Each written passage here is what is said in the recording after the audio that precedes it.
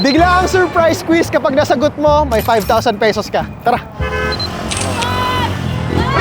Hello po, Kamusta? naka-favorite kayo sa akin sa Facebook. Boss, kamusta? Ayun na, naka-favorite kayo sa akin. Ay, oo nga no. Sa YouTube. Ate Carly. Ayan, sa YouTube din po. Tingin nga. Nakikinig ako. Ayan, no? Uy, pare. Ayan o. Naka-subscribe. Wow. Dahil naka-subscribe si ate, may pa-blessing ako sa iyo ngayon 2026. Unang tanong, what is the sound of the monkey? Oo, Ano ang dapat gawin sa mga kurakot sa Pilipinas? Mamatay na kayo. Joke lang.